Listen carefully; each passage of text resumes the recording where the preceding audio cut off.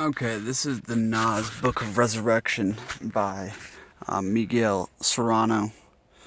And Mr. Serrano seems to be 12 planes above on a different realm, because he's hitting on so many key points and just blowing my mind left and right, and really making me think about a lot of different mysteries in different ways. But the philosophers and resources and references he mentions are usually pretty gold. I think this section here is on Jung and Nietzsche, and this is going to tie straight into one of my last mystery teachings I made on Carl Jung. This is going to reveal so much, far more than I could put into words and articulate, and let's see what happens. Because a circle is made of points and time may be an immobile eternal point. From a central height encompassing the entire circle. This might be the vision of reincarnations and also of eternal return. And a soul would not be necessary for both to be fulfilled. Nor even outside of...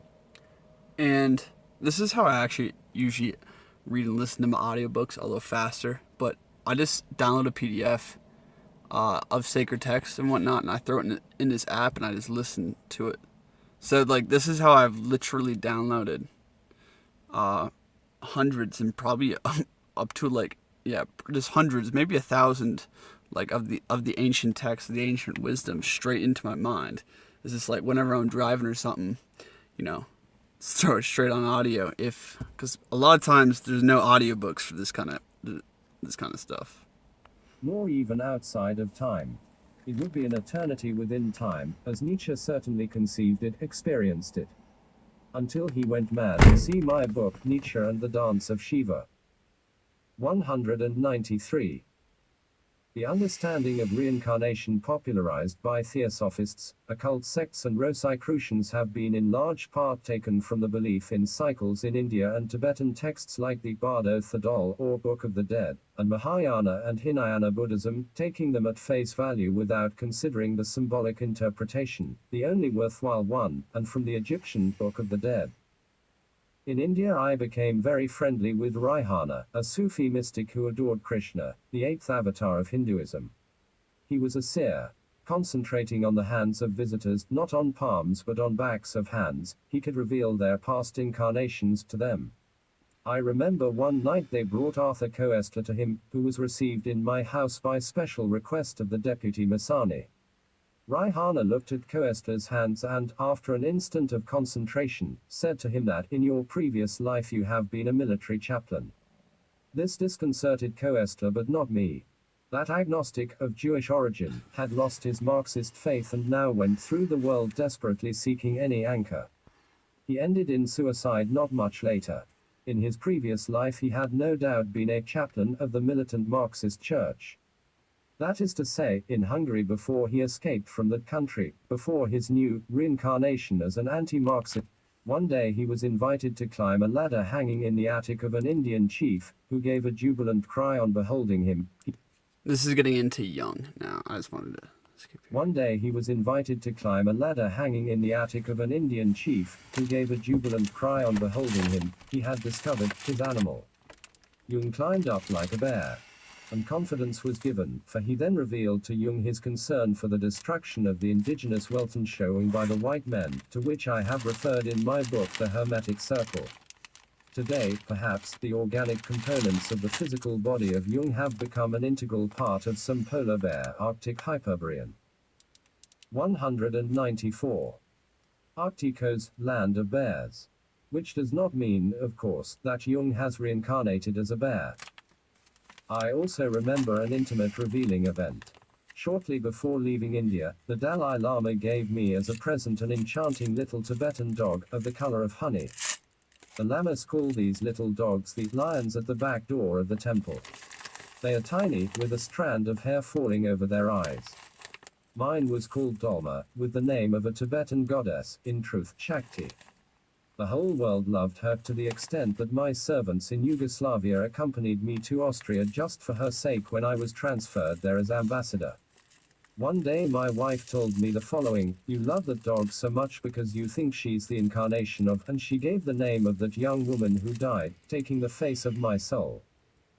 When Dolma died in my arms, in Vienna, I had flown from Spain to be with her. I suffered one of the greatest storm of tears of my life. Together with the deaths of Jason and Papin, the disappearance of Dolma has been my third archetypal shock in this round. Even now, remembering, it makes me emotional. Why? What in truth is this? I am not able to penetrate this consciously. Who knows, but if by mandate of destiny, some organic components from the dead body of Papin, of her energy, were not to integrate with the sweet honey of Dolma.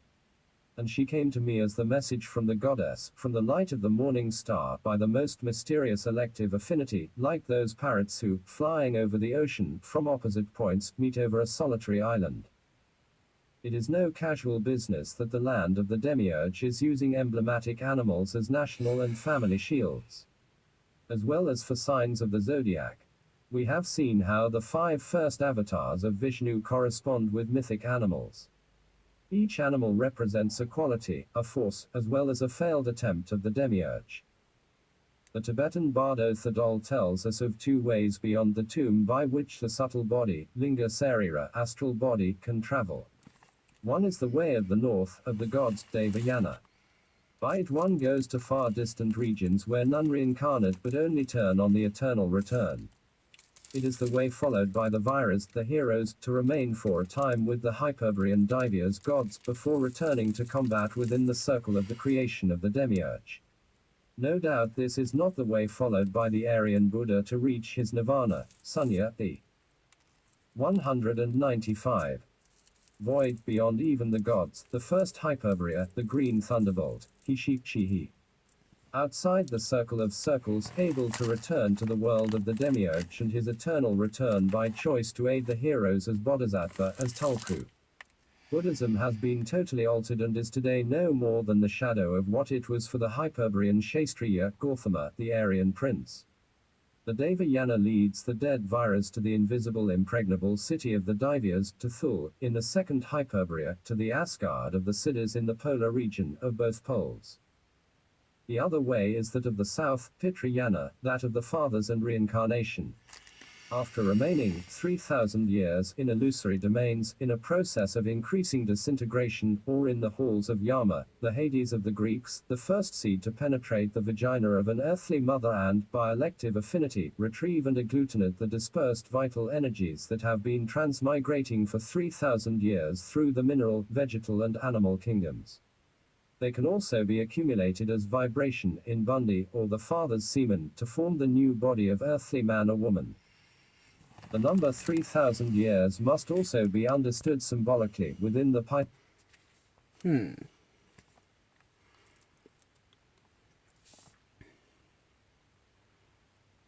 After remaining in this illusory...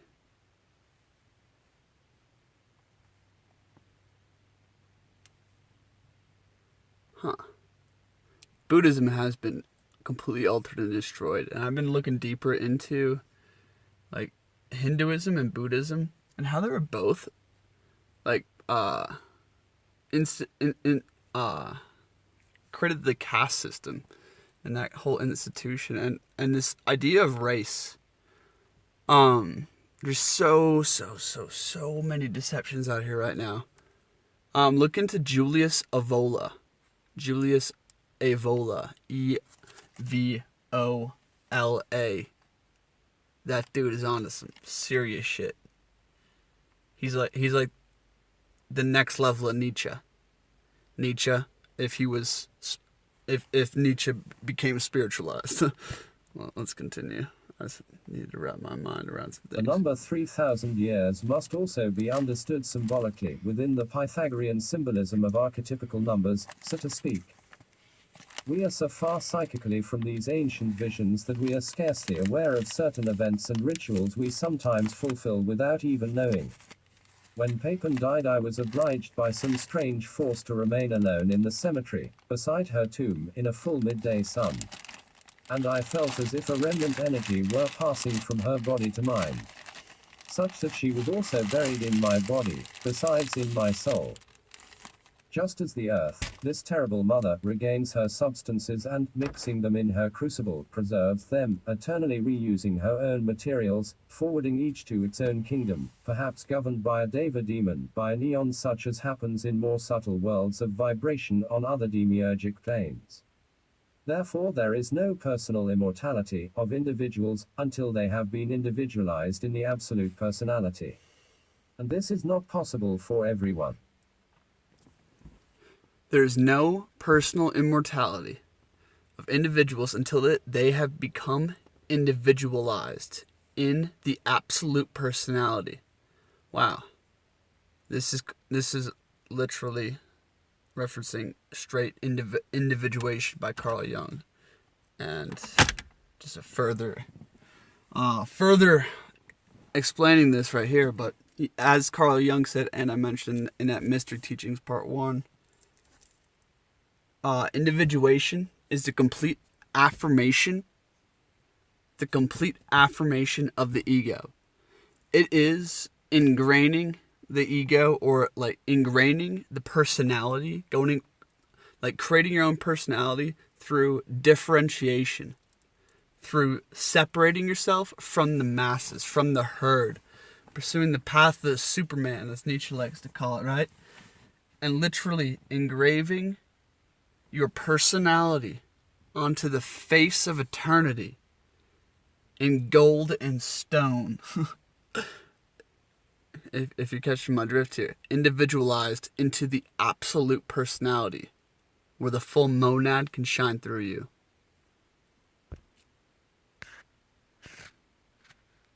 And this is not possible for everyone. The way of Devayana, of the gods of the north, is for the hero, for the Hyperbrian warrior, for the Aryan, who has played eternity and immortality in a very tough combat, in a great war during all the hours and instants of his earthly life. The others, when they cross the threshold of physical death, can continue a larval existence for a time, phantasmal, until they meet the second death, where the astral body is dissolved in the ether as the body of earth has been.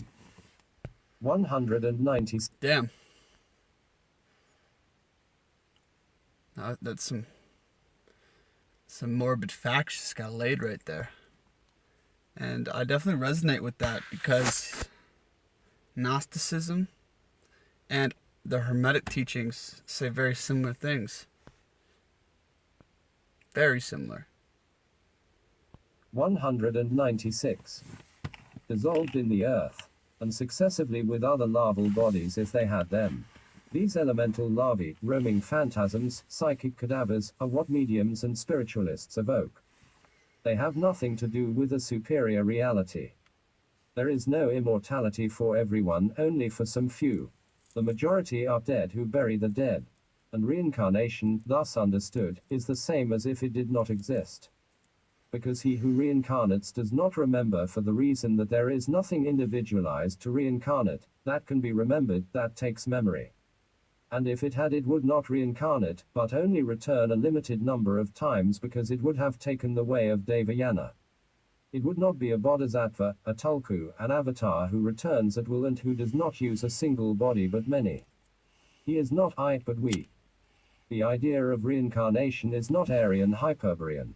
It is not found in the Vedas, it is later, owing its origin to mixing with inferior peoples. Contemplating this, you see, like, the desecration and the degradation of the ancient teachings, of the truth out here, my friends. The lies are so immense, so immense. The web of deception is so intense. Like, I'm a truth seeker, and truth is my passion, and I've been, like, pursuing the ancient truths for a long time.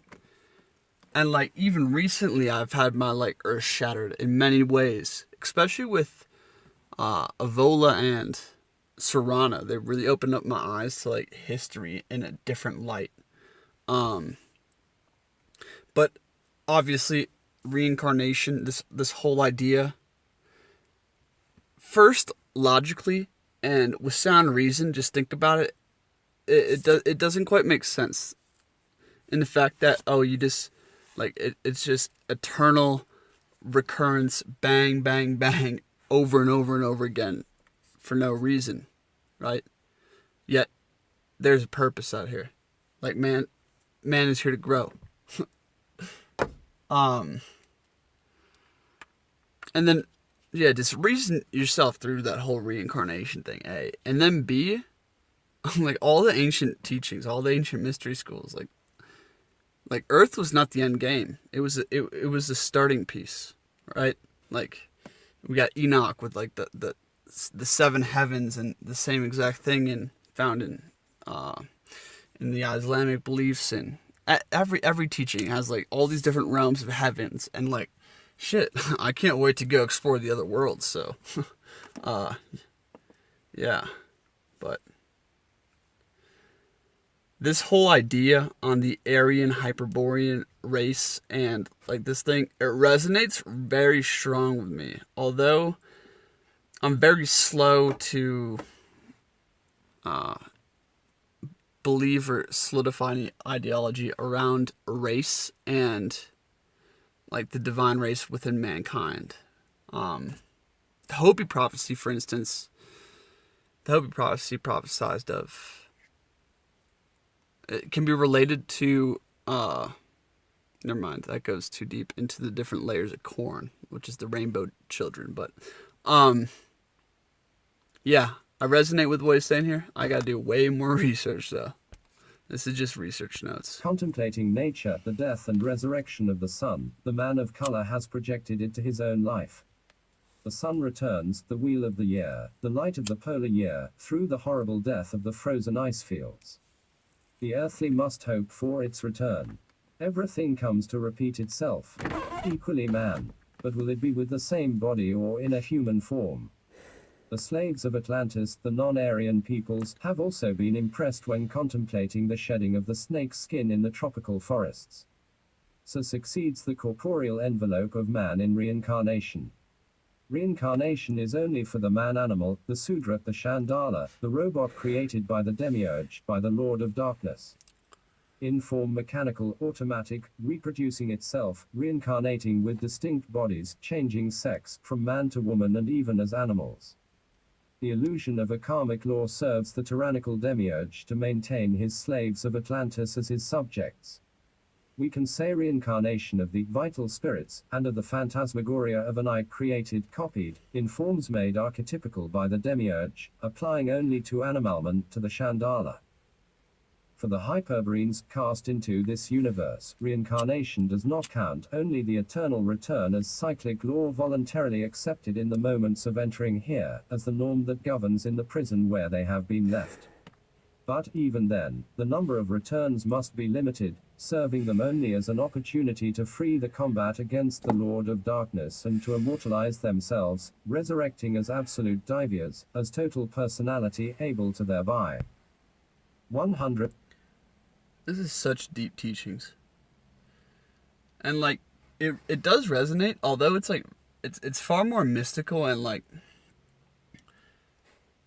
and it draws on so many different themes and, like, images and, I guess, mystical experience than a lot of other teachings. But it resonates just because of all the bases it touches within, like, the Hermetic teachings, not just, like, the Kabbalion, but, like, the deeper teachings of Hermes, which you can find out there.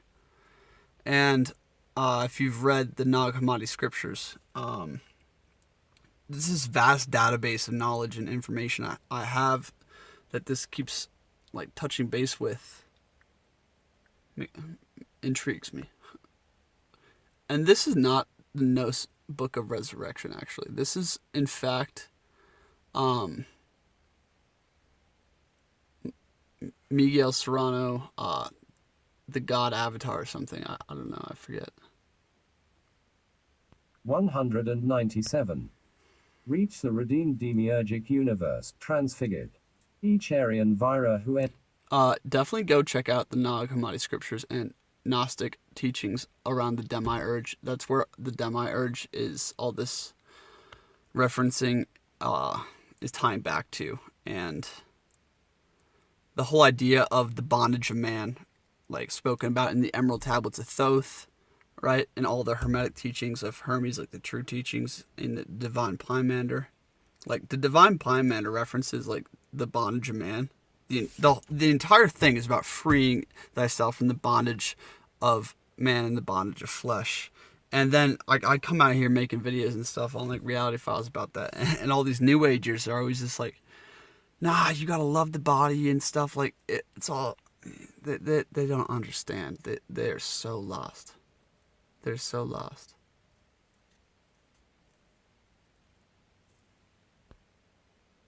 Each Aryan Vira who enters combat in the prison of eternal return is like a note that goes out for a determined musical time to sound in his most pristine purity.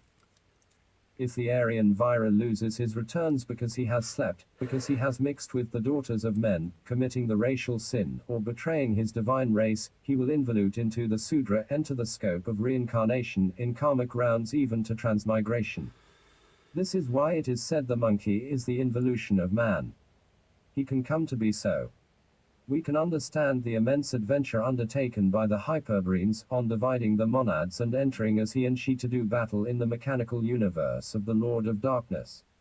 They have put in play their... He's drawing on this entire teaching that is revealed in the Nas book of resurrection, and like we're deep into this ebook right now. So obviously most listening to this aren't gonna fully grasp the references he's making about eternal return, about blood memory, about the divine race, and the Hyperbrian mythology. And that's okay. Continue on, but definitely go check out his full teachings. It's so radically different than anything else, yet touches on so much truth. Again, they have put in play their eternity, their immortality, and at the same time the resurrection above even the gods themselves and their own monad, with their intention to redeem and transfigure a poisoned creation. The Hyperbrians originated in another universe, a masculine, a feminine in a definitive way. He can never transform himself into she, nor she into he. That only happens with products of the demiurgic universe in reincarnation. When the Vira, who is only in part a hero, descended and mixed here, still preserving his min, his nostalgia and his memory of the blood, believes he has had experiences of reincarnation, this is due to his vril having taken in images of the Akashic memory, or demiurgic astral light, being affected emotionally and confusing them with past lives. Or rather, they are Viras who have lost the rounds, have become human, too human, and have fallen into the blades of reincarnation. They can still escape going against the current, going backwards, redeeming themselves. The effort is superhuman. Man and woman would have to the blades of reincarnation. My friends, in the Hermetic teachings, in the Divine Pie Matter, check out where it talks about the Zodiacal Wheel, which is a creation to enslave man to destiny and bondage, right? And the more human you are, the less awareness you have, the less knowledge you have, and the less, I guess, spiritual power in terms of vibration and frequency, right? To transmute those affecting rays, those affecting rays of the astral light. This is how you rise above the slavery out here. So yeah, Hermetic teachings, go check those out. Man and woman would have to transmute themselves into heroes, into Viras, to be again accepted by Wotan as his warriors. The heroic ideal, this idea of heroism and the traditional idea around that, go check out Julius Evola on the heroic ideal, on this whole thing. I've been studying it lately, and it so resonates, and it hits so hard. I'll be making videos on that soon. A Hyperbrian Vira who has lost his rounds, distinct from the Sudra by birth, from the animal man created by the Demiurge, cannot reincarnate as an animal because his involution has not been made definitive. Therefore he can go even lower than the animal, the vegetal and mineral. The copy creation of the Demiurge Jehovah, his evolutive universe, was incapable of creating conscious man. He got to monkeys and ended up mired in the mud. All the way to hominids. It was the traitor Hyperbrian Divias who enabled Jehovah to give a modicum of soul and rational consciousness to his evolved monkey, to his slaves of Atlantis. The Demiurge and Lord of Darkness falsified an archetypal I from the Hyperbrian I, who is a divine spark putting. 198. Him into human form reproduced from Manu, the Eon. He will soon do the same with electronic robots. The distinct sign of the Hyperbrian Aryan is the experience of I. To feel himself I. The Aryan hosts have penetrated from beyond the borders of this universe, warriors and warrioresses. To crucify themselves on the four realms of the demiurgic creation, they have overturned the entire demonic plan, much like the Demiurge did when he altered the divine.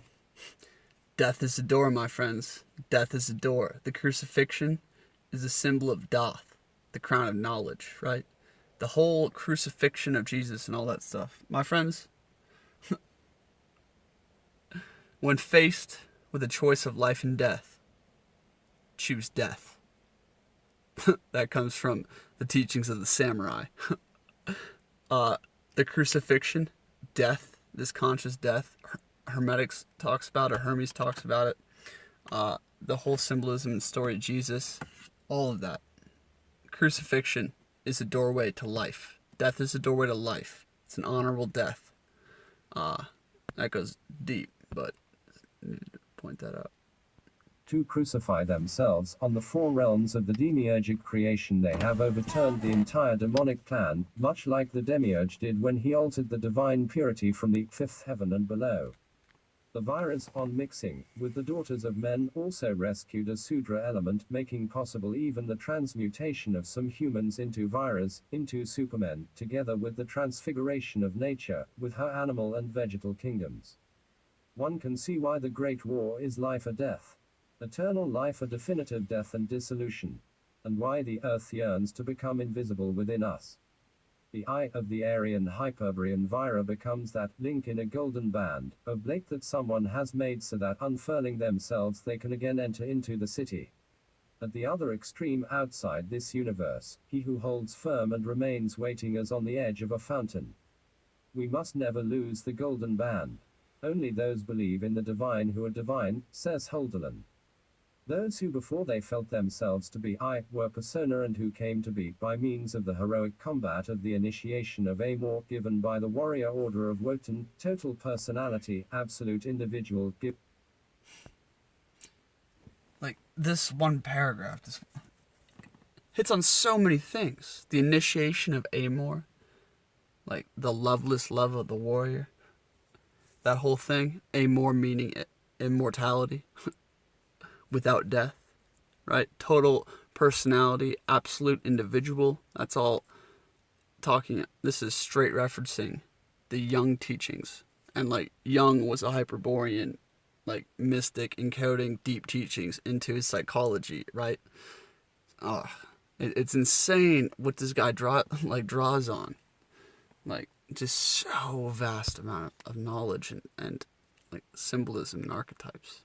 Those who before they felt themselves to be I, were persona, and who came to be by means of the heroic combat of the initiation of Amor given by the warrior order of Wotan, total personality, absolute individual, giving a face to the persona, retrieving his sheep within and without. This Aryan initiation, Upanayana, can only be won here on earth, so below, with such difficulty, yet in touch with the golden band and the second polar Hyperborea. And so, the absolute man and woman, he, she and she, united and separated forever, beyond the gods, beyond the archetypes, beyond Manu, will have given a face to the persona who awaits, to the Purusha escaping from the circle of circles. This is esoteric Hitlerism. I have an old Hindu engraving that expresses this perfectly. A man is lying on his back on the ground. On his chest stands a woman with flowing hair and holding a dagger. She is Kali Durga. Her color is red. She is attached by a cord band that comes out from her womb and penetrates into a tiny opening in the sky, above her head, something like an eye that contemplates her. This is the escape and also the entrance. It is at the same time both monad and Purusha, that someone who remains waiting.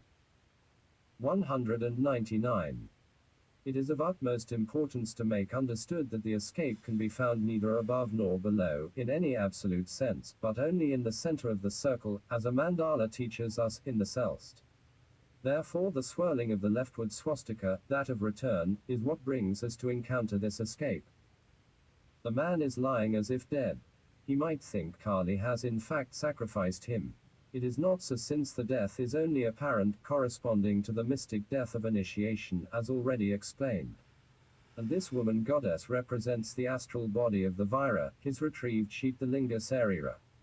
She is the Dharma son of man, retrieved and with a face, who has died to the natural man to give life to the Homo Dicolo, eternal, resurrected, with immortal matter of red Vajra. She is also the rubedo of alchemy, the opera rosa. And all reunited by this golden band, a cord that is not cut, the third which is the sixth, as we have seen, for the person who has acquired a face weak, the total man, total woman, absolute man and woman. For the Vira, the escape is found in the polar center here on Earth, having to force the passage to the other Earth, interior, to the hollow Earth, or astral body of the physical Earth. The escape appears in invisible cities, Asgard, Agartha, Paititi, Alelon, the city of the Caesars, in Mount Caelus, Mount Melimoyu, in Mount Meru. She is found in the second Hyperbrian, made invisible by Poseidon when he encircled it with the golden band, in Ultimate Thule, in the North Pole, which is the South Pole. There is found the meeting hall of the heroes of Wotan, Valhalla. And the dead and living Viras go there. Those who died in combat will be rebuilt in the bodies by the Valkyries and by Wotan himself. This is the island of the Magas and wise women who cured King Arthur. It is also Avalon. The Devayana, the North Road, beyond the grave of the gods, goes precisely to the second polar Hyperbrian, to the impregnable invisible fortress. There in Valhalla, the Viras wait the symbolic 3,000 years until they again return without memory, but with the same body, in another round of the eternal return, into the immense war they carry on with the Lord of Darkness. They will return to be his prisoners. They will return to dream of victory, another chance, a new Sandhyansa, which is the same Sandhyansa, in the eternal return, the same Yuga of heroes. In this repose of the warrior in Valhalla, he is reunited with his Valkyrie and has now lost her again. Only in the combat here on this earth of the Demiurge, if she has also descended and they both triumph, will the marriage for eternity be 200. Celebrated. And will they be able to escape forever from the circle of circles, going to the first Hyperbrian, beyond everything, even the Valhalla of Asgard, in a dream undreamed by even the greatest pilgrims of nostalgia, not by the very fiercest fighters of Min. Avarice marries Aloan in Helgoland, in Heil land, in the Maythunner of Amor, and reaching Wheat, the double-faced, absolute individuation. He, she and she distinctly rebuilt, have synchronistically transfigured the earth of the Demiurge, opening an escape from the circle of circles, inventing it. They will have returned to the non-existent green thunderbolt, and everything being equal, it would seem as if it were not. The experience of... This is such deep mysteries. So many. It's overwhelming, honestly. And especially, I don't have the full reference of all these things he's saying, but I'll let that go and just listen to the vibe. Let it sink in. The experience of I to feel a unique I here on earth makes the Vira desperately attempt the transmutation into Divya. It is the Hyperbrian sign of the elect which makes possible his rising up with his experience, in the memory of the blood, to join the house of the Hyperbrian family, attempting to go beyond the I, without destroying it, to this persona who I was before feeling myself I, at 2 or 3 years old. A being older than my grandfather. A great ancestor. Because the I, who incarnates here in this corrupt body of earth, corrupted by demiurgic mater IAL, represents an infinitesimal part of the ancient persona, without time, outside of time, a point in the golden thread, almost nothing of he who remains waiting over there, so far away, like on the edge of a fountain of water. And even though only the I as I were felt by me on earth, in truth it is a we, because on becoming known as he and she in the demiurgic universe, it simultaneously becomes so in its various planes of manifestation in more than one star. The monad reproduces into a fan, even when with the same form and figure. God is complete in each part of the circle equally. Only that I am not able to remain conscious everywhere at once, simultaneously, in each of those parallel worlds or diagonals of the demiurge. I am not even when having been born simultaneously in more than one and when able to be repeated in another in this same history lived here, with variations in results that, even so, do not change the power or meaning. I am not aware, yet am able to be so if I become complete, marrying in the Maythuna of Amor, reaching absolute individuality. And I would no longer feel myself I, but we. Once, finding myself in the Black Forest of Germany, in the company of a lady friend, through a window I watched the forests and hills descending gently. 201. Undulating in the light of the setting sun. Suddenly, in a fraction of a second, I was in another place, a strange region, seeing a history full of events where there were hundreds of people and I was living multiple adventures. Each one a full history. It was in less than a second, extraordinarily vivid, passing before me like a ribbon moving through space. Immediately everything vanished, was erased, leaving absolutely nothing. I desperately tried to remember, to fix this other world within me, but my brain was unable to retain it, even less to penetrate into it. My awareness could not go there any further. Yet I had been in this other universe, right here, so far and so close, like the other side of my senses, as Rilke said. It was simply a click.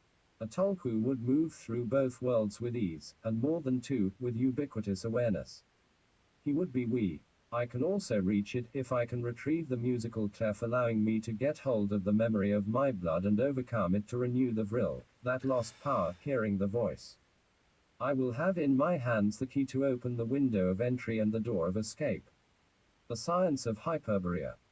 Esoteric Hitlerism rediscovered that science, being able to reconstruct the Vimanas, to disintegrate that material, that terrible matter, to reintegrate her into another of spiritual Vajra, transmuting Kali into Aloan, able to penetrate to those other simultaneous analogous planes, within and without, in more than one world, and what is lost here is gained there. The esoteric Hitlerists battle the enemy in all his territories and worlds. Suddenly, in the memory of the blood, between 2 and 3 years of age, the experience of I comes about. It is to feel myself, I, only I, in this world, as if the I rises from the memory circulating through my blood, like a voice there which, from time to time, will be heard again. It is my pitch, my note, my theme, on which I have to turn, growing to an always possible limit, but that I do not know, and which will find its completion in the initiation of Amor. I know it when I see myself in a mirror with her eyes, discovering that only one side of my face belongs to me since the other belongs to she. Furthermore, when on entering the family house, I come to realize this note is only part of other equal or similar notes forming a total melody, with my ancestors waiting for the impact of a single note to reach, someday sometime, its completion and meaning. Because it is enough when one note happens for all of them to be complete, and they are saved, get away, win the Great War.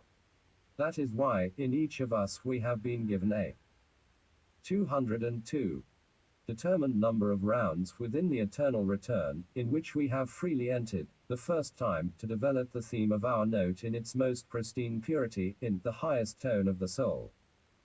And between implementation and execution of my melody, of the melody of this Hyperbrian family, there will be the rests and balances of Valhalla, after which everything will be repeated. And while I am here, like today for example, among those around me, with whom I live this adventure, this combat, I can never know if they truly are them, if they also feel themselves, I, if they really are an I, a, thou, or if they are nothing more than an illusory projection, a mirage dream. And if I die, this I, if I should die, something inconceivable to the I, they will continue to exist. The only solution is reached in we, in the expansion of the I, in the absolute I. He, she and she, he with faces. Because when one has arrived, won the battle, sounded the note of the family in its most pristine purity, in the highest tone of the soul, then the drama of that house of the Hyperbrian family is plentiful. It is very difficult to express this experience, to grasp it. It vanishes, is immediately erased from the mind, like my vision of the Black Forest. It can only be experienced as as nostalgia, in the memory of the blood of a Hyperbrian warrior, an Aryan. On this battlefield on which we find ourselves, we must search for our fellows, those who have thrown themselves into the same combat, who have can become esoteric Hitlerists, warrior priests in the service of the Führer and his great cause. Only among those comrades can we be understood. The rest is to lose the precious time of our round.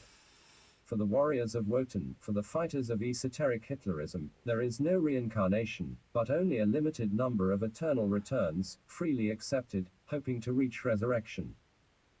Hyperborea. The Rig Veda says not even the gods, in the highest heaven, know how this tragedy has happened, this nightmare of madness of the creation of the Demiurge. The gods themselves die at the end of the dance of Chakti, when energy is depleted and they must enter the great night of Brahma. Everyone dies, Hari. 203. Yama, Kubra, and even the awakened eye of Indra closes in the time of the great dissolution, say the Tantras. Even if then perhaps to awaken again. The gods in the service of the Lord of Darkness are the ones who shaped a Manu for an entire Manvantara of demiurgic manifestation. In other words, a simian form, an archetypal Manu Tara. Tara is the mother goddess and Manu is the original man of this entire great era, a day of manifestation. The archetypal figure must project as myriads, simultaneously through worlds and planes, printing itself as ideoplasma through the sensible cosmos, a permeable substance. The same happens with the animals who must manifest as qualities, forces, failed attempts of the Demiurge, or his psychoid archetypes. As if the servant gods of the Demiurge were intent on giving life, first to a Manu, to his image and likeness, who projects above as below to produce machines, robots, who they are permitted to probe, in a world of heaviest matter in which they cannot exist because they lack the conditions of the descent would be too obnoxious. They acquire greater power through these instruments, feeding and sucking energy. Then the automatons disappear, die, wearing out the time, and then dissolving into the plane of manifestation, at times not before expiring in absurd accidents. And those of the components which belong to the matter with which they work and form the Deva hierarchies they invent while asserting themselves, are then absorbed by these material components as feelings, passions, mystic love, obedience, ritual energy, used as necessary fuels for the substance that turns the rounds of eternal return by which the gods who obey the Demiurge recreate the repetitive hallucinatory worlds. Despite the proliferation of number, almost infinite, demiurgic history can be reduced to the simplicity of an archetype recurring through all the universes, skies and planes of its projection, being forever polarized into yin and yang as a grotesque attempt to copy from the existence of the Hyperbrians of the Black Sun and Green Thunderbolt, from which the Demiurge Jehovah would come only to learn from the traitor Divyas things he could never have understood or imagined on his own. It was only from the fifth heaven and below, as the Cathars assure us, that the demon Jehovah could enter to alter and mix everything, introducing his plagiarism as a strange event of which the how and why they occurred not the gods themselves in the highest heavens know, but the poets may perhaps sense the reason. It has become clear the combat does not start here on earth, but much earlier in a prologue to the descent into this dismal circle. The impressions themselves. 204. Made in the plasma of earthly matter, in the vagina of Mother, Meta Matter, by the archetype Manu, have the pre-history in extraterrestrial combats and defeats. The arrival here of the Hyperbrian Divyas is like an exile of the vanquished, opening up incredible possibilities, however immensely painful for the virus, the heroes. The cause and onset of the vast earthly conspiracy to palm the truth about extraterrestrial origins is also from beyond this planet. It is directed by the Demiurge and the traitor Divyas, by treason both white and black. With the burning of the Library of Alexandria, the last documents concerning the extragalactic truth were made to disappear. Everything left is indecipherable, as the keys to them, whether within or without, have been destroyed. Yet in Genesis they speak of the Nephilim come to the earth from other worlds, and, in the Book of Enoch, they tell us the angels mixed with humans. Almost all the legends of traditional peoples refer to an origin with an extraterrestrial basis. For example, the Sons of the Sun would not be literary or poetic but factual. Irish sagas refer to the Tuathas de Danann, the divine ancestors. Among the Mexicans, Calcotl comes from Venus, having entered through Venus, and another Indian legend speaks of Mama Occl and Huiracocha among the Atumaronas of Tiwanaku and the Incas. While Genesis tells of a stellar combat during which Lucifer was defeated. He would have fallen on the ice of the North Pole where he was chained. And so we come to the knowledge of the legend of Hyperborea that the Greeks of more recent times placed on the most northern fringes. But the real Hyperborea, the first, cannot be circumscribed within earthly geographic areas. The pre-classic Greeks would have known this when they gave it that name. Hyperborea means beyond Boreas. Boreas is a god, son of the Titan Astrio and the goddess Aurora. Which is to say he is Hyperboreas, something beyond that god. Boreas is also a wind, the boreal or north wind. The Demiurge is in fact a respiration, a pneuma, a pleroma. Hyperborea means beyond the Demiurge, beyond his breathing. Therefore there would exist a second Hyperborea built in the image of the first by the Divyas who came to battle in the universe of the Demiurge. This is the polar Hyperborea that was visible in the Satya Yuga.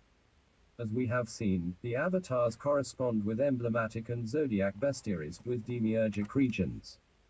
At almost the end of that Yuga Poseidon made polar Hyperborea, the ultimate Thule, invisible. 205.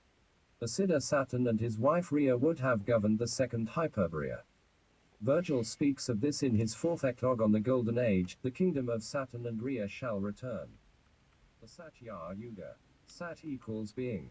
Sat Yor no. The middle rune Yor means the origin. Sat Yor equals the original being. The king of Hyperborea. Wotan, the god of the Germans, of the Nordics, is the son of Boro and nephew of Bori. The most ancient Greeks knew this because they were also Nordics. Apollo is Wotan, Apollo, without pole, beyond the pole, a Hyperborean god of the first Hyperborea who traveled to the far north each 19 years to rejuvenate his body and wisdom. In truth he went beyond the north to the invisible Hyperborea and, from there to the first from which he voluntarily returned. Apollo Wotan. When Jung said Wotan is the god of the wind he did not understand this in the esoteric sense. Wotan is the Hyperborean god who sacrifices himself, crucifying himself on the tree of terror to rediscover the runes, the magic science of Hyperborean Kabbalah, bringing them to earth. Furthermore, this is Nordic polar Christianity. Under the influence of the symbolism of Genesis, of its Semiticized characters and Jewish God, we today know little about the German Nordic gods. The Great Conspiracy has covered them over with the etiquette of paganism, pantheism, and many other cliches imposed by Jewish Christianity. And when reference is made to the Greek pantheon, it is done in a Masonic manner, in a rationalist mode, at best literary, unaware why the Greek gods existed and were surreal, much more real than the heroes and men. The South American world is absolutely ignorant of that mythology. We are the product of the most uncouth and ignorant Christianity and of rationalist Freemasonry, besides being bastard peoples in blood and soul, counting few exceptions. Nevertheless, if we are to give a picture of what esoteric Hitlerism was and is, we must advance through these territories. Saturn is the Greek Kronos who devours time. Therefore the second Hyperborea is placed, if not outside time, in another time. This gives us the key to its true location. As we have said, Saturn, Satya Yuga, also Sat Va, the purest of the gunners of the dualist Samkhya philosophy and Tantric philosophy of Aryan India. According to its cosmology, the matter of creation is composed of three gunners' basic elements, Sattva, Raja and Tamas. The first two are pure and are used to shape the Aryan castes in the code of the laws of Manu, the Brahmins. 206. And Shastrayas. Tamas is an impure guna, mixed, diabolical, and gives life to the caste of Sudras and Chandalas. All of them are demonic, mixed races of color, animal men. He is the Sudra Vansa, the non-race of the Sudras.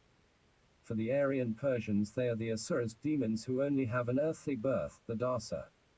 For the Tibetans they are the Lha Ma Yin, dark forces who fight against the gods of light. According to esoteric Hitlerism, the Demiurge Jehovah would use only the third guna in his creation. Kronos Saturn is the king of Thule who has been dethroned and only sleeps awaiting the time of return. According to Plutarch, some birds care for him and serve him with ambrosia. He will return with the Satya Yuga, with his own time that he himself has devoured. Hence we can see for as the myth of dreams and of the return of the sleeping Graal king, Frederick Barbarossa, who is served by ravens, comes from Thule, from Hyperborea, from whence the Jews have stolen the two columns of Urim and Thummim. As the Fura sleeps among the glaciers of Antarctica in the impregnable invisible second Hyperborea, never growing old because Saturn Kronos has devoured time, has made it disappear. The Indo-Aryan Vishnu is a blonde god whose residence, Agartha, is found among the snows of the North Pole. His emblem is the swastika and his vehicle is also a bird, Garuda. His city is Svetadurpa, the island of splendor, signified by the two swastikas. We can note the similarity between the Sanskrit terms swastika and Svetadulpa. Vishnu Hari, polar god, is also Apollo Wotan, seated on a throne upheld by lions, emblematic animals, who are zodiac signs of Leo as well. All the avatara, or incarnations of divinity, in the 4 yugas of the Manvantara that correspond with us, are representations of Vishnu according to the Indo-Aryans. Of Wotan, the ultimate avatar, he who is to come, is Kalki, that of the Fura, linked with the return of the second Hyperborea to the visible surface of the earth, with the Satya Yuga, with Saturn and Rhea as announced by Virgil. Plutarch also speaks to us about these things in his exceedingly strange book The Face in the Moon. Sat you all know is also the Sanskrit Satmadi, rapture of the saint, fusion with Sat, the primordial being, return to the Satya Yuga, to the god Saturn, to merge in him, with the archetype to disappear. Let us not forget all the Aryan languages derive from Sanskrit and are closely related, having a common center of origin, the Hyperborean north. Thus Greek, Latin and the Indo-Germanic languages derive from Sanskrit. Vedanta Samadhi, a trap introduced in... I'm gonna start looking into Sanskrit. Well, I've seen that message from me many times to start using Sanskrit, because I think that's the cipher key. The cipher key to the languages, my friends. Vedanta Samadhi, a trap introduced into India by the White Treason and by suggestion of the Demiurge, should be contrasted with Aryan. 207. Tantric Kaivalya, the absolute separation of the magician, absolute personality, immortality with a face, in opposition to fusion and dissolution. The Devayana against the Pitrayana. Kaivalya has to do with Kabbalah, Kal, of the Hyperborean Germans and also with Kalki, the ultimate avatar of the Fura, with his return, different from the first Satya Yuga, with an escape into the first Hyperborea, the green thunderbolt. We can discover moreover Judeo-Christian adulteration of Hyperborean wisdom has transformed Saturn, converting him into Saturn, from Sadorn Tan, fire of Saturn, in Old German, Satan, the prince of hell. In the same way as Lucifer, the morning star, Wanyelf, in Mapuche, Oyehue, Morgenstern, the double star of evening, Yepu, Abamston, have produced the angel of evil and rebellion, chaining him in the ice of the North Pole. The mythic history of all this is the following: in a stellar combat, prologue to the history of the earth, the star Venus, or Lucifer, who entered into the demiurgic creation and traveled like a comet from the 5th heaven, accompanied by his hosts of divine warriors, searched for the lowest point in quest of his sheik to complete the opus alchemicum of his individualization and transmutation. Caught between opposing forces, immobilized and, in the combat, losing his crown, the crown of the comet Venus, which fell shattering over the North Pole and produced pole reversal. There he is submerged, together with... Produced pole reversal when he fell. It looks like there's going to be a pole shift going down, like, in the immediate near future. So that's quite interesting. There he is submerged, together with his stellar cosmic wisdom. But only his crown has fallen. His body still watches from the sky. He is the Venus star.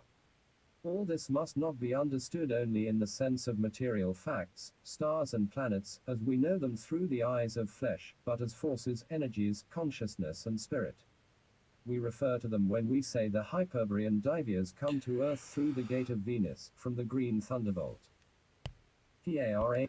Go watch Manly P. Hall discuss the mystery of the astral light and energy. I think the video would be called... Actually, I think I posted it on Immortal Truth.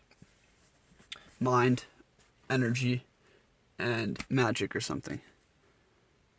The mystery of the astral light, my friends, is very key to understand. And then you can understand the spiritual significance and interaction between you and the stars. Paradesha. We can also think even the second Hyperborea, polar, is not located within the physical Earth, as known today. In Tibetan cosmology, our universe is one among many. The whole is like an onion, as they say, and universes are separated from each other like layers, going from surface to surface. At the center is Mount Meru. The cosmology is 208. Inspired by the Hindu, the present Earth is Jambuling in Tibetan, and Jambudvipa in Sanskrit, the fourth continent. The southern, meaning place a region where the fruit of the jambu falls into the water. It is of blue color and has the shape of a pear. The faces of its inhabitants imitate this form. The northern continent is Uttaru Kuru. From there we come to the gods after death by Uttarayana, the way of the north, Devayana. The divine race Kuru comes from the north. As well as Uttara Kuru, the highest wisdom, which came to Tibet with the divine Dropas, whose remains, already decayed, became the magic of the bow or bond before Lamast Buddhism, and whose emblem was the Hyperbrian reverse swastika.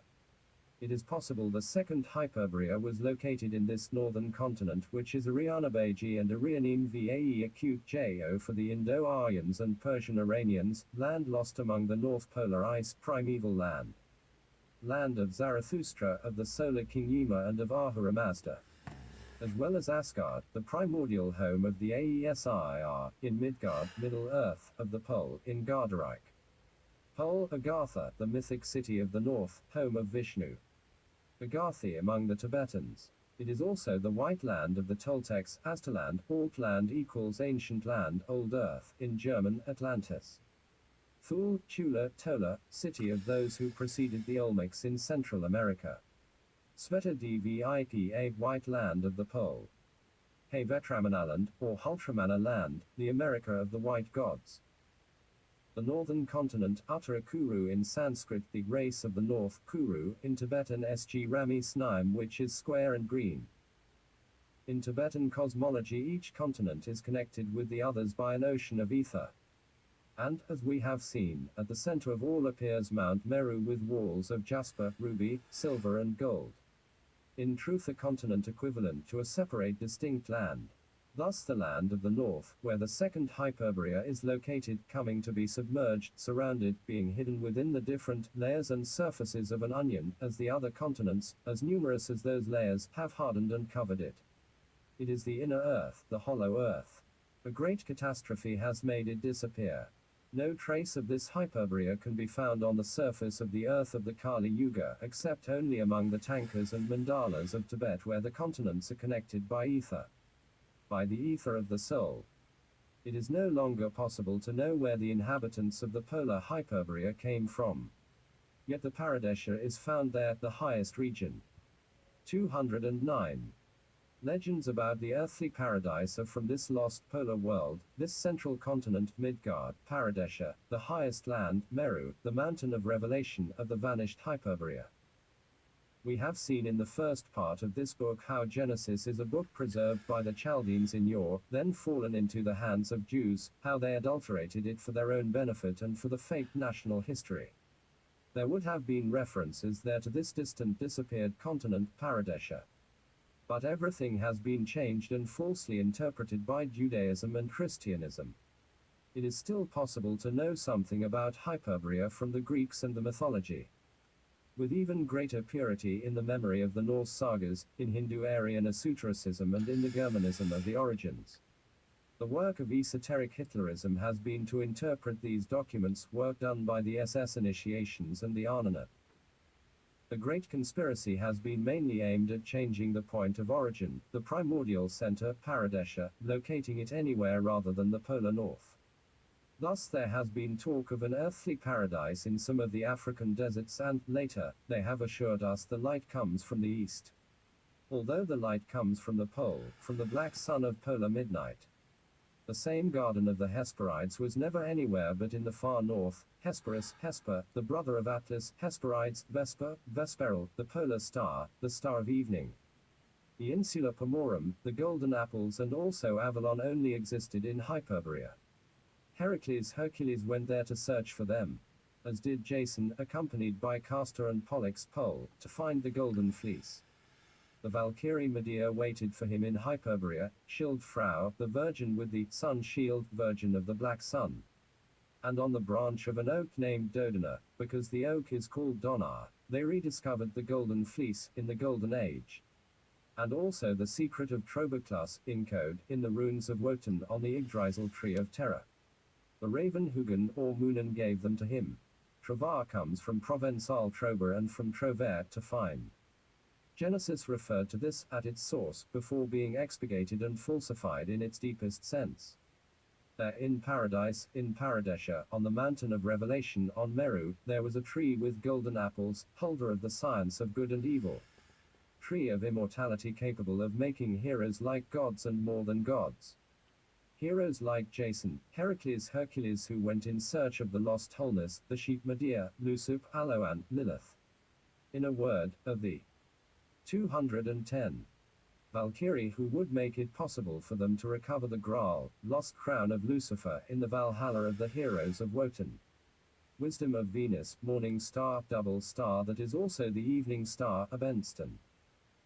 WOEWRE. We can imagine the partition of the Orphic egg, of he, she and she, he would come about in the first Hyperborea. It is also an interior event. Sat you or no, Wotan, divided, crucified on the tree of terror, on Yggdrasil, on Ir Minsel. All this is always best expressed in the language of runes. The egg dividing into 2 and 3. Greek legend tells us Poseidon equals Atlas, held the column in Hyperborea Atlant, connecting with the fixed pole star, with another heaven. Apollo preserved the law written on tablets of Oracle Co. Later Hercules replaces him in the effort. The pillars of Hercules are already 2, Urim and Thummim or Hugin and Moonin, and they are nowhere other than the already involuted Hyperborea in the polar region. What this pillar really was can only be glimpsed with the true name of the Hyperborean god Sida who appears in the Nordic sagas, Ir. Which is to say power. The pillar was a power held by the Hyperboreans, the Divias, the Siddhas, who lost when they mixed with the daughters of men. With that power they could keep open the window of entry, the door of exit, in the star, the connection with the first Hyperborea. This was Vril, a sort of thunder ray projected from between the eyes and which has been reduced to a pure virtuality in the pituitary and pineal glands, calcified during the Kali Yuga. The tree of paradise with the science of good and evil is a poor reproduction of what the Greeks and Eddas tell us. What is the tree but a transpolation to the German forest, in already very involuted times, of the memory of a power wisdom lost in the pole, in the Middle Earth, in Midgard, in Arianim Vallejo. The pillar itself is already a sign of decadence, materialized symbol of a vanished spiritual power, of the green thunderbolt, Vril, submerged in the waters of the North Sea, like Orielco and Amber. The tree, the Donar oak, also called Ir Minsel. Sometimes it is an ash. It has the radical Ir, God power, the force connecting with another sky. So it symbolizes the energy of Vril.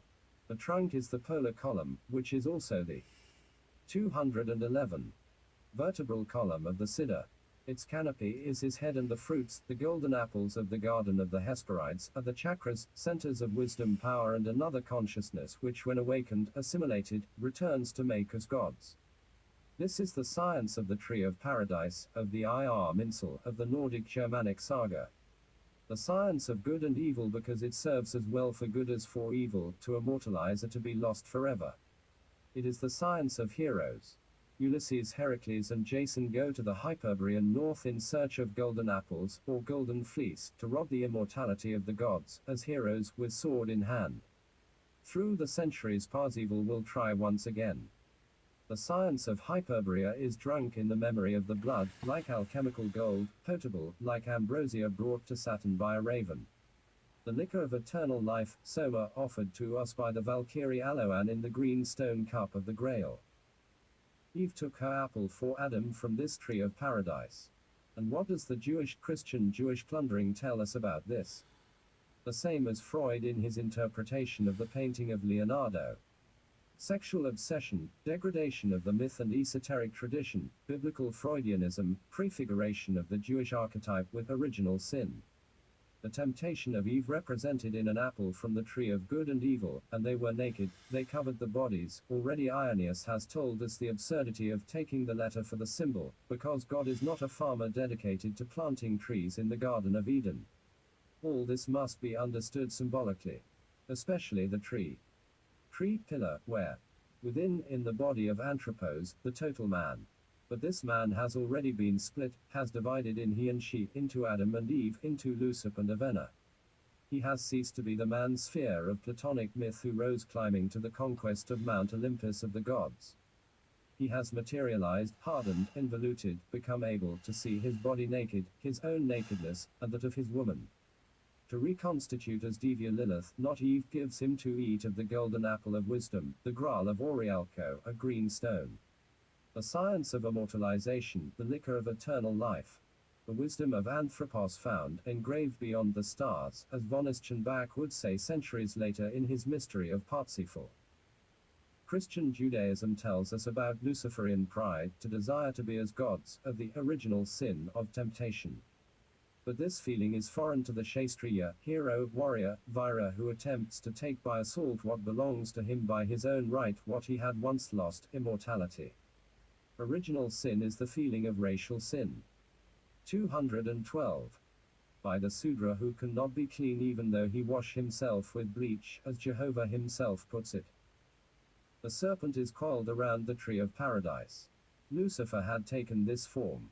But Lucifer is the most beautiful light, Lucibel, a carbuncle fallen from Venus, her crown. And he is the pole in the second Hyperborea. As the green light of Venus, this serpent is also the uncreated fire. A plumed serpent, Calcotl. Therefore Kundalini, a coiled fire in the roots of the tree of paradise, of the science of Hyperborean gods which makes them as gods and more. Because he is Lucifer, who through his woman Lilith, his Valkyrie, the Hyperborean Maga Aloan Opus Arj, shares this knowledge in magic Amor and makes the immortalization of heroes and her own possible. With two faces. The recuperation of he, she and she, he. In a dream undreamed not even by the greatest pilgrims of nostalgia. 213. 214.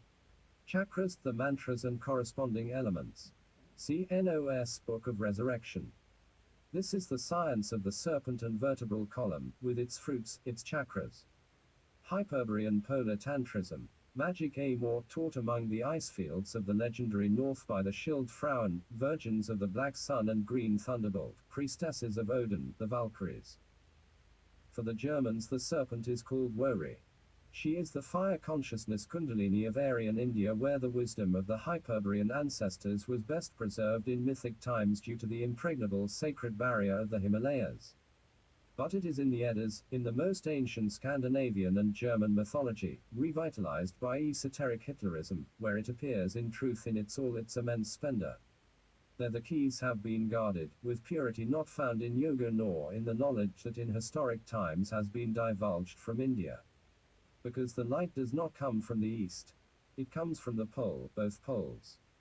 The serpent Wori is not Shakti nor Isvara Shiva, the active feminine principle of Shiva the creator. It is Sheep ballerina of the green veils, the green thunderbolt. Hyperborean Kundalini, the remembrance of she in the memory of the blood that corresponding to a lost totality, is Vril. Hyperborean Kundalini is the Vril. The German Minnesanga made her the lady, the beloved as Wori sailed, the Valkyrie Isolde perhaps. They gathered round her in the rite of Minetrinken, drinking Aryan blood, the memory of the blood of origin, of he who there waited on the edge of a fountain, Min, eternal Amor. The Minnesanga were Hyperborean troubadours.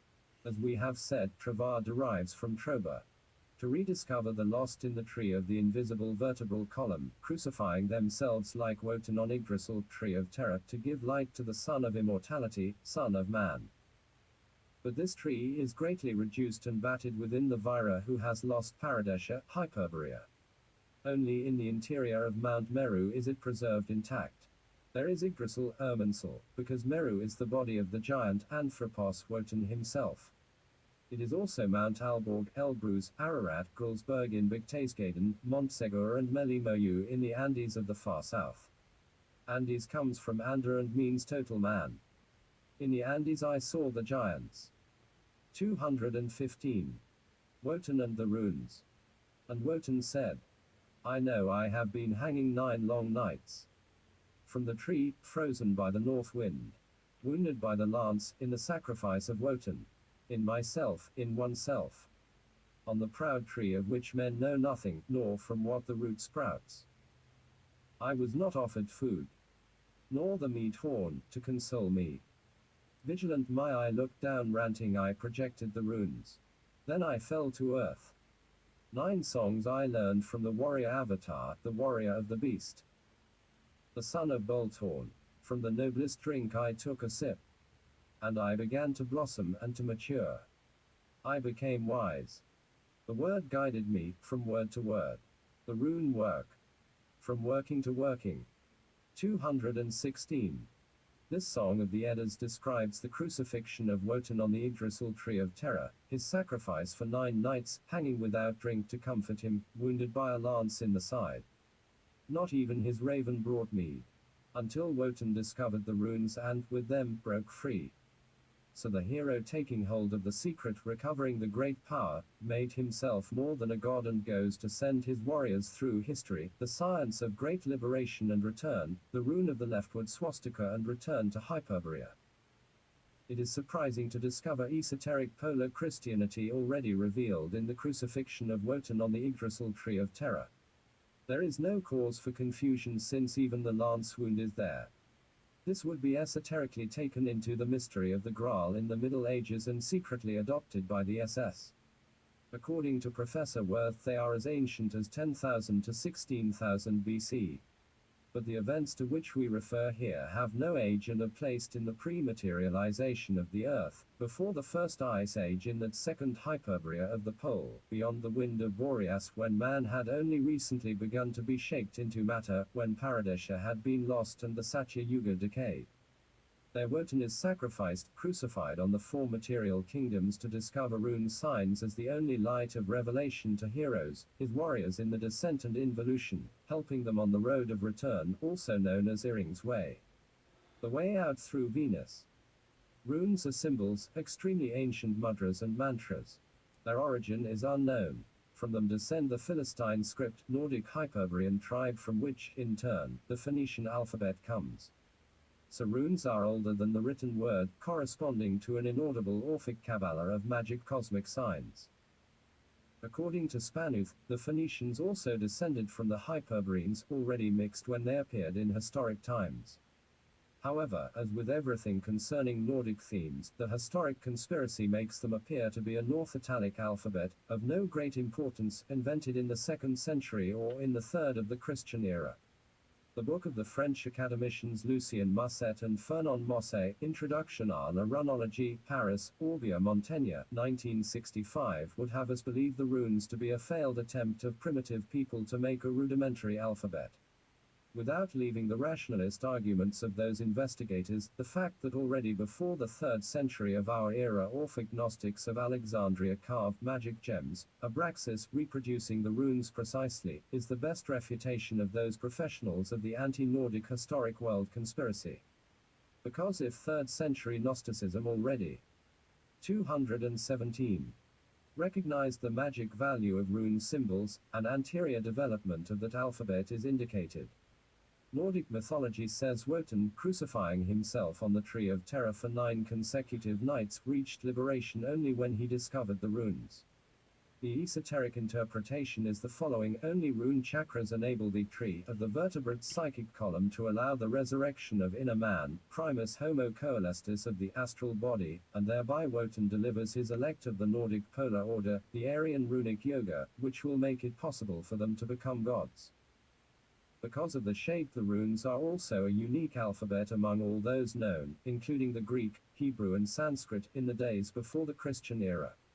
Subsequently, neither Arab magical alphabets nor the Enochian language of the English astrologer, mathematician and alchemist of the 16th century, Dr. John Dee, who would later be adopted by the powerful English secret order, Golden Dawn, a subsidiary of the German Order of Thule, would resemble them even remotely.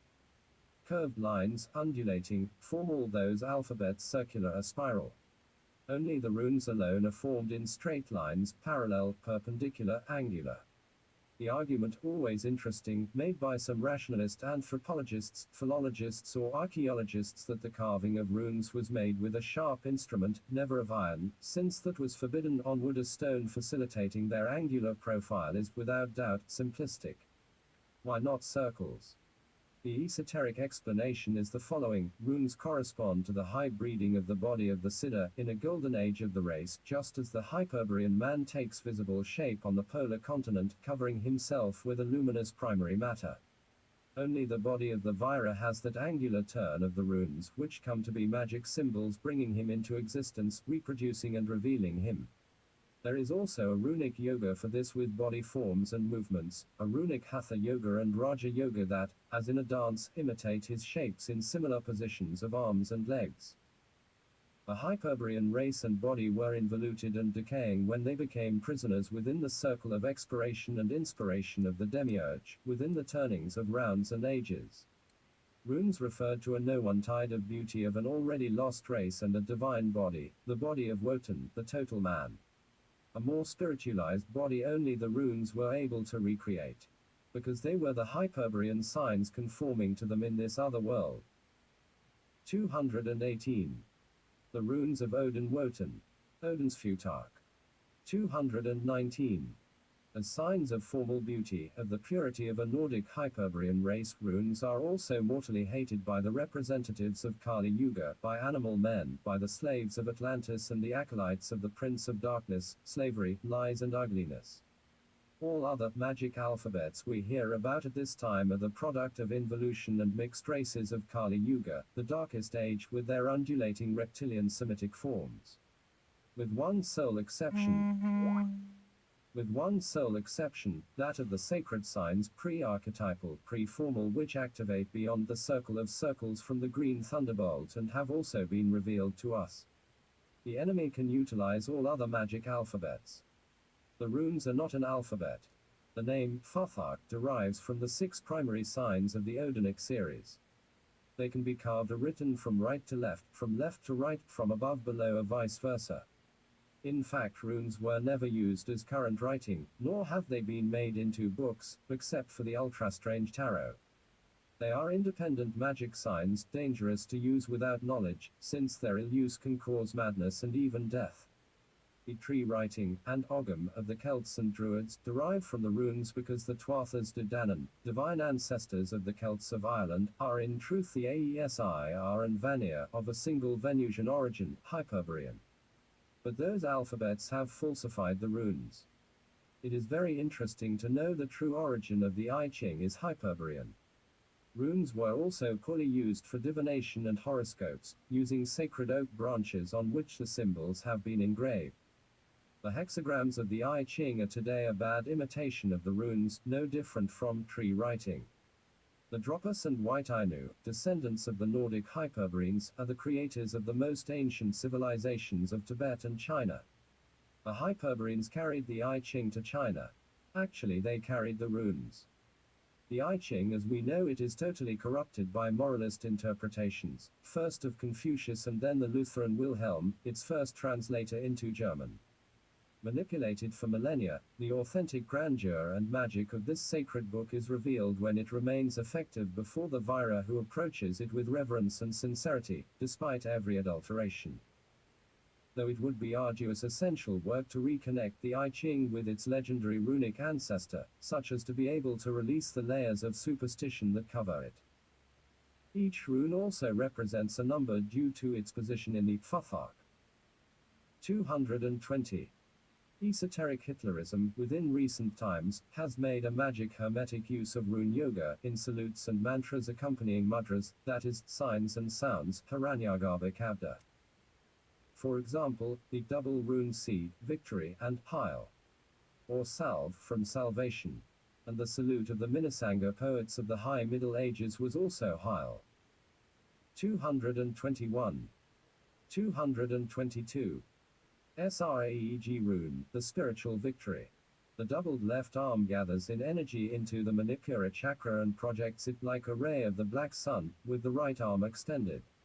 Its mantra is Heil. Magic salute of the warriors of Wotan and esoteric Hitlerism.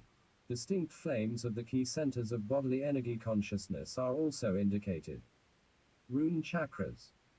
German writers and investigators who have dealt with the theme of rune esotericism are Guido von List, in his books The Secret of the Runes, Die Bilderschrift der Uro-Germanen, and others, Rudolf J. Gorsleben with his extraordinary book, unfortunately not translated from German into any other language, Hochzeit der Menschheit.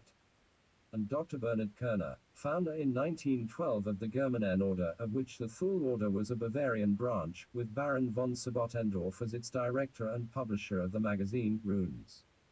Both orders made use of Nordic magic signs. The English Order, Golden Dawn, is a branch of those German orders, as we have said. Another investigator is Siegfried Kummer, who refers to a runic Aryan yoga and astrology in relation to esoteric anatomy. Old medieval German houses reproduced runic symbols in the timbers. Even today they can be seen in the village of Wulsberg in Westphalia, where the SS built the magic tower of the Graal, in the ruins of an old medieval castle constructed in the form of a triangle based on the mystic number 3, like the church Stadtpora, in the vicinity of the Benedictine convent of Lambach, in Austria, where Hitler lived as a child and in which today the carved leftward swastika can still be seen. Carved by a mysterious abbot. 223. Breed your own luck and you will have it. Runes appeared to Wotan as sound signs, number letters. They are the exterior form that now carries the Vril and ascent to Viras as weapons in the great war they undertake against the Demiurge Jehovah within his corrupted universe. They deliver us the necessary schematic knowledge of the science of return, keys with which to open doors. Only they can give us the possibility of escape, of the leap into Sunya, the void of the black sun, beyond this diabolical creation. So the Jew will never use them. They do not serve him. Only Aryans. Yet the Jew has falsified the Hegel rune, using it as the Star of David. The rune symbols are the only ones among magic alphabets with sharp symmetric shapes that resemble the bodies of Divyas alone and no others. Rune exercises, runic yoga of the body, impregnate the matter with magic vibrations. Who knows his runes acquires the power of material dissolution and reintegration, of voluntary death and resurrection. He will be able to make his note vibrate in the highest pitch. To escape thereby from the circle of returns. The sounds of the runes, Runenlut, act on the interior body, even in its larval stage, Astral Corpor, creating their centers of forces which give them consistency, causing them to be born. The ancient Nordic sages of the runes were the Lotharan, name which shows us that originally the runes were only vocalized. The most ancient musical instrument of the Germans is called Luren, from whence come lyre and lute. Through magic use of the runes of Wotan the ancient Germans were able to recover a nerve bundle now lost, an inheritance of the white Aryan race alone.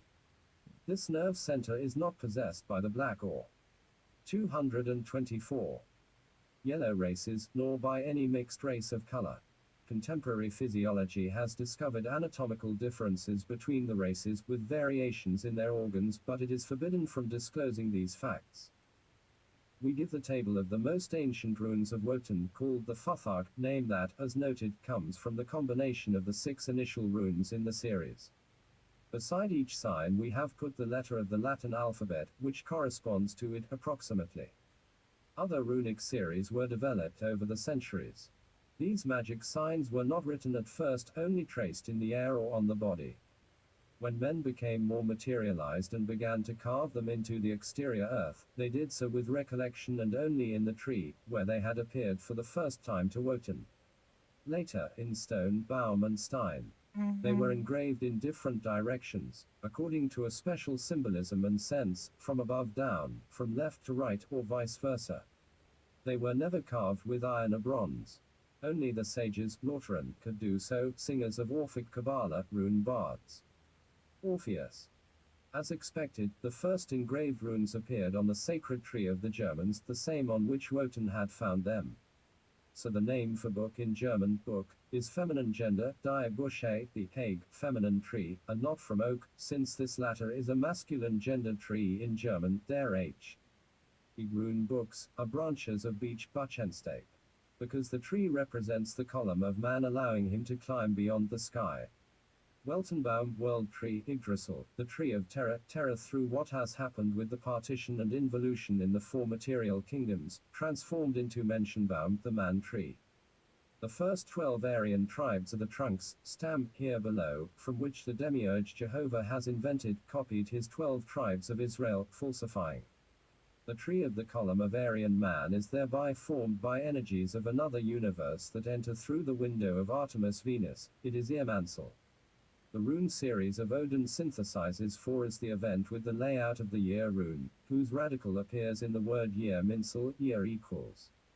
It is the rune of death, the fall into the abyss, crucifixion on the demiurgic kingdoms of matter, with head downwards.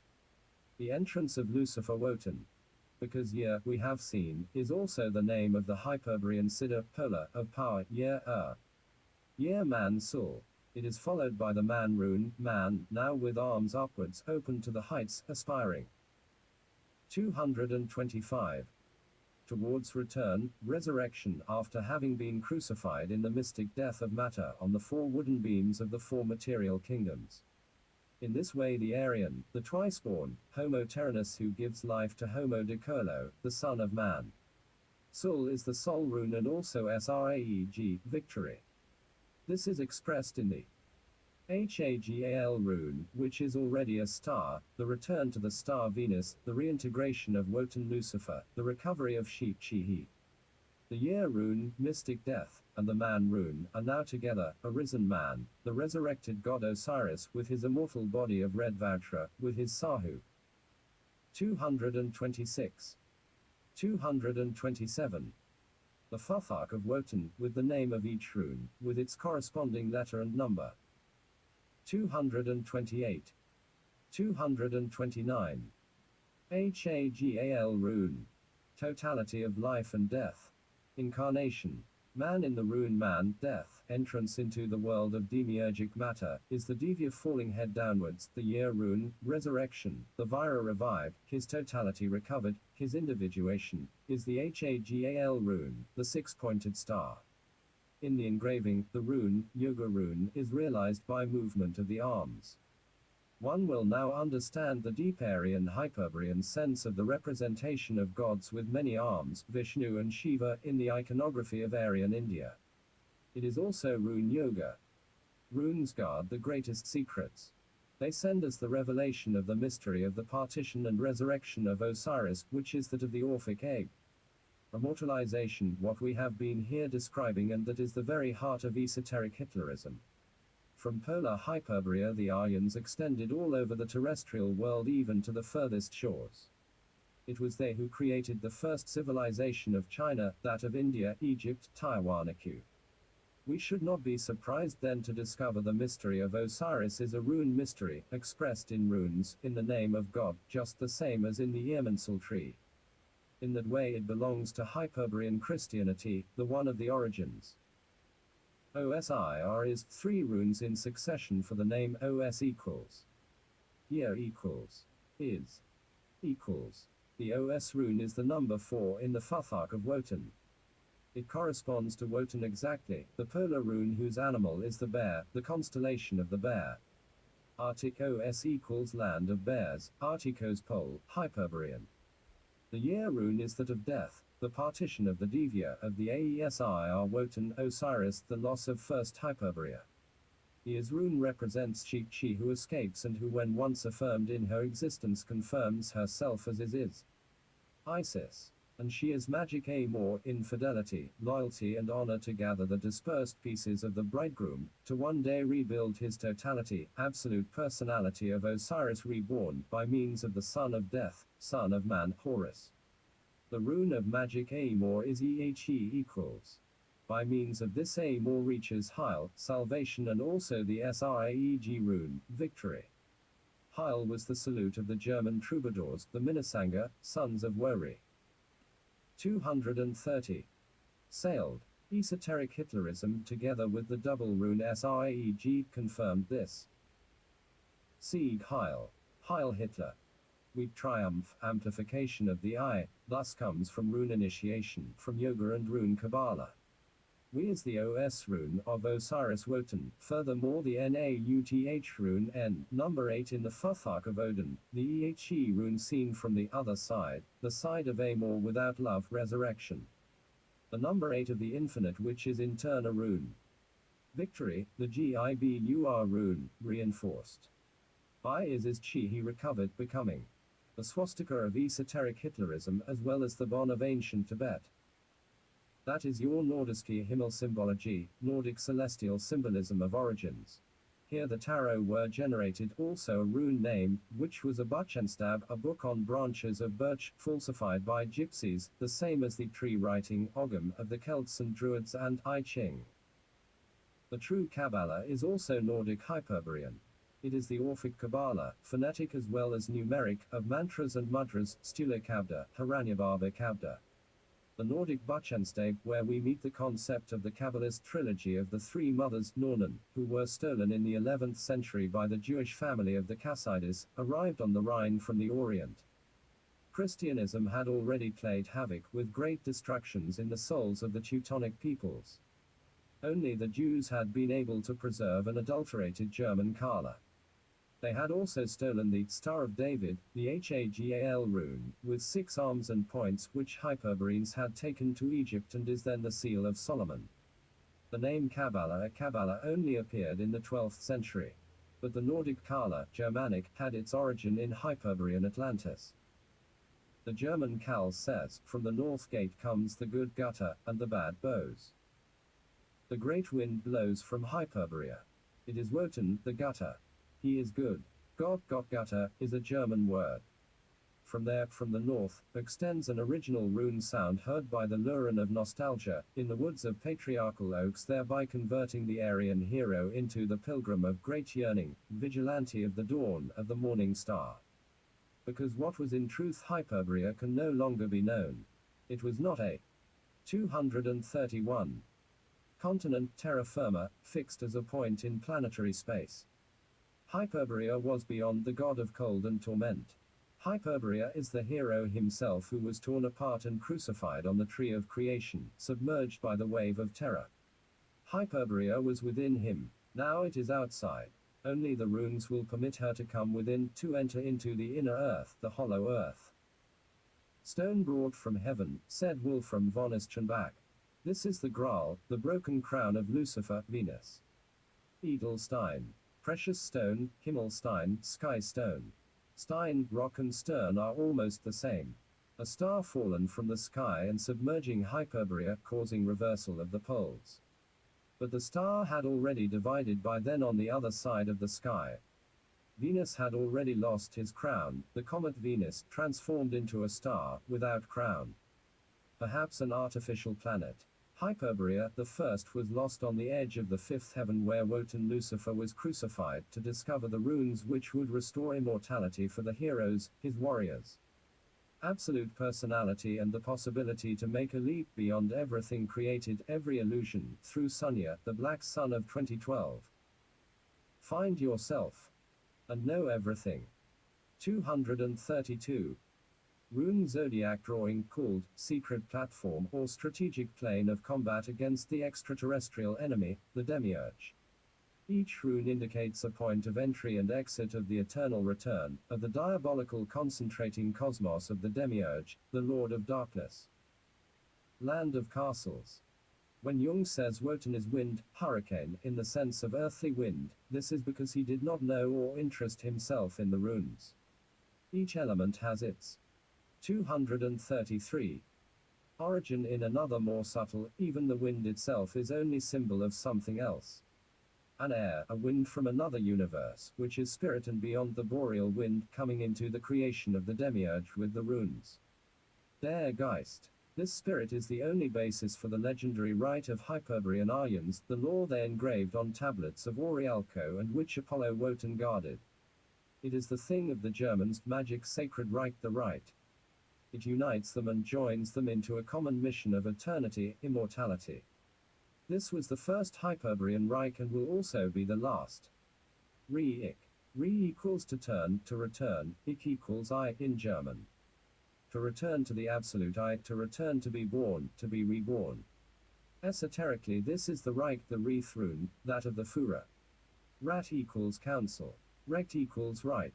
This Reich will be this mystery capable to unite in separation, absolute personality, the aim-more of he, she and she-he.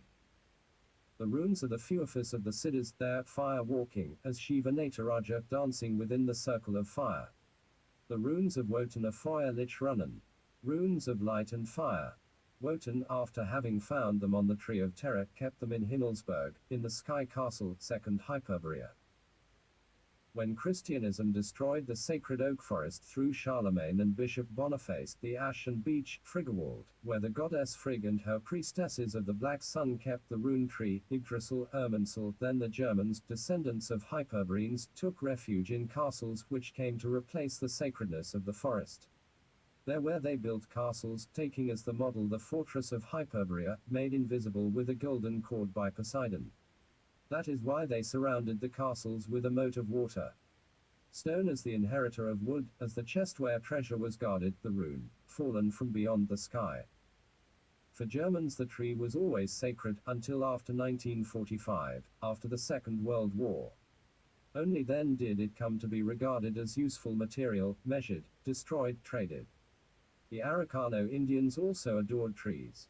Cinnamon was sacred to them as the Peruvian pepper tree was to the Inca. The Araucano knew the runes as well as the Venusian calendar. These were discovered among the decorations of the Chimantos and Copinos. Inheritance from the white gods. The ancient Teutons Teuchen, from the god Thor, son of Wotan, Tuisko. Tiesto equals androgyne, double star, who knew the secrets of the runes were called Armanen and Salmanen, united in brotherhoods, Calendaren, from which comes the word calendario, which has to do with the Zodiac rune chart called the secret platform. And that was a kind of strategic plan to use in war within the 234 cosmos of the Demiurge. The knowledge was Kala, Nordic Hyperborean, polar revelation. 2,000 years before our era, Nordic peoples settled around the Mediterranean, reaching Egypt, as we have said. This was a new wave, since another had previously founded the first pharaonic dynasty. As proof, Nordics also took the runes to Asia Minor. I possess a Gnostic gemstone, Abraxita, of the god Abraxas, an agate carved 1,900 years ago in Alexandria, with runic inscriptions no one can yet decipher, and the image of the Hyperborean warrior chief who had come to command the virus in that Manvantara. It symbolizes resurrection. I found this gem in Germany, by that synchronistic law of solidarity causing sacred objects to come to us eager to be recognized and used. The term Vira, often employed in this book and in The Golden Band, pertains to Tantrism and refers to a virile heroic force acting as a countercurrent and possessed by the sadhaka or tantric initiate. So it becomes synonymous with the hero who fights to reinvert the process of entropy of the involution on the plane where the demiurge Jehovah acts, escaping from the circle of circles, eternal return, towards something not dreamed even by the greatest of utopians. The greatest danger to the force of the Vira is found in fear and desire. The Vara Mudra destroys fear and desire and gains Hyperborean favor. Hitler, bending his arm in salute with hand upward, with all fingers joined, used this mudra. The mantra is Heil. Sieg Heil. In truth, the power of Virus is the vril. The leftward swastika symbolizes that power and its Kampf going upstream against the current in esoteric Hitlerism. 235. Keep yourself. Some Germanic tribes, branches from the trunk of the tree, Swabians, Vandals, Goths, come from the east, Ostrogoths and Visigoths, after crossing through Europe, arrived in Spain during the first centuries of this era. The Goths founded kingdoms in Spain and Portugal, the Vandals did so in Africa, in Sardinia and Sicily. When nomadic tribes of Semites destroyed the kingdoms of the Goths, Suevi and Vandals, since the Jews had also arrived in Spain and Portugal, they established the well-known ghettos. Toledo had been a Visigoth cultic capital. Their Jews would have found the runes and Nordic German Kala. During the 11th and 12th centuries the Cassidist Jews immigrated into the region of the Rhine. And in that era, 1,200 years after Christ, almost all the known texts with the name of Kabbalah or Jewish Kabbalah made their appearance. The similarity of the name with the German Kala and Kalendaren is manifest. The Jews have never been creators. They steal and administer the creations of others. Certainly the Jewish Kabbalah takes its origin from the ancient rune texts of the Armanen, Salmonen and Kalendaren. The Jewish Kabbalah consists of 3 books, the Sefer Jezira, Book of Numbers and Letters or Book of Creation, second is the Bahir, referring to abundance and the world tree. The third and last is the Zohar, Book of Splendor, of Light. The Sefer Jezira corresponds to an extract from the sacred book of runes of the Germans of the Rhine. The first news we have about the Bahir, or Book of Creation, is in the 11th and 12th centuries, known to have been in the possession of Jews of the Rhine Valley. The Zohar appeared among 236 Sephardic Spanish Jews after they had already destroyed the kingdom of the Visigoths. In the Sefer Jezira, Book of Creation, Das Buch der Schöpfung, there is a second revealing title, Book of the Three Mothers. For thousands of years this concept is found among the Germanic peoples. They are the 3 Norns, Nornen, of creation. In the legends and myths of the people of the Rhine all this was known. Nordic polar peoples have always known the importance of women. The priestess fulfills an essential function in the immortalization of the hero. The Valkyrie has a preponderant place in Valhalla, the precinct of the heroes of god Wotan. Only Semitic and colored races have depreciated women, treating them like slaves. Purdah, harems, and facial veils entered into Aryan India with Mohammedanism. The Semite peoples and inferior colored races are the ones who today fight for the rights of women in the Western world. Aryans do not need to do so, since women have always been free and kept a place of honor in the Reich. Even in the years 1455 towards 1522, the fight in Germany against the Church of Rome was continuing. Kaiser Maximilian I instructed his counselor Johann Reuchlin to undertake the mission of saving all the sacred runic documents still remaining from ancient tradition. The latter, who knew Hebrew, found many of the documents in a synagogue on the banks of the Rhine. Perhaps he thought naively, they had taken them there to preserve them. More likely it had to do with white treason. The rabbis, adulterating the texts, made several translations. That is when the golden horns were stolen, which were recovered in 1840 in the north of Germany and which had extremely ancient inscriptions engraved in sacred rune writing from the Bronze Age. The conspiracy destroyed them all. We have spoken before about the theft of the manuscripts of the fundamental works of Professor Wirth about the origins of the Jewish people. Nordic culture possessed fabulous documents destroyed by more than 2,000 years of thefts and sackings, as would also be done with the traces of the white gods in America. They have propagated the fable of Nordic primitivism and barbarity, traveling the globe in every direction with this destruction, to erase whatever indication survives of the divine Hyperbrian race and their extrastellar provenance. The plan is very ancient and also of an origin outside this earth. Since 1945, on finishing this stage of the Great War, the furor to destroy everything Nordic, everything Aryan, has become delirious, compromising the Germans themselves. 237. The name of Hyperborea, which makes known the northern origins from whence everything superior has come, is the Greek name, as we have seen. The Nordic name is Polsata land, land of Baldur. Pol is Baldur, Pole and Apollo. It could also be Asgard, the name for that second Hyperborea, as the home of the divine Aesir who Indo-Aryans called Arianavaji and Persian Iranians, Arianim Vayaho. There they kept the runes, in that impregnable paradise, from where they were revealed in the earthly Midgard, on the North Pole, where second Hyperborea would be located for a time, Paradesha. From Asgard sounds, vibrations extended like barks of light-winged serpents. From the luminous spectre of the already invisible Asgard they descended to matter, to Folkwangs. Asgard is therefore Himmelsberg, the castle of the sky, where Wotan and his Valkyries still preserve the sacred runes, to deliver them, together with the secret, to the heroes who fight for immortality, to Viras who transmute into Divias. The power of your spirit makes you free. Castle. Tree and stone, stone and tree. Wotan hung for 9 nights on the tree of terror, then, once the plasmation of the demiurgic archetype, in his Manu, had deepened towards the kingdoms of densest matter, in the lowest vibration of 238. Energy of exploration. Then the divine, semi-divine and heroes used rock to engrave the salvific stone rune Hagal. So they intended to continue controlling the unleashed forces of nature, fire and water, then submerging Atlan. And we see the menhirs appear, the dolmens and cromlech. He is rune, the Yor rune. And the Hagal rune. They go forth staking out the most sensitive points on earth, Gerda, for the Nordics. These strange megalithic monuments, work of giant beings, are the acupuncture for a sick geography, avoiding new catastrophes, tying together sensitive currents. Nestled in the chakras and nerve centers of the physical subtle body of Gerda, where both planes intersect and there is a meeting between visible and invisible rivers. They are also the first temples of initiation and sky observatories, guarded and maintained by the Aryan Siddhas. From there to the castle is no more than a step. The castle comes to replace the tree once the latter was massacred in the forest commons, in the Waldheim of the goddess Frigg, the spouse of Wotan. The castle is Urberg or a berg, home in the new time for or IR, from the legendary Pole.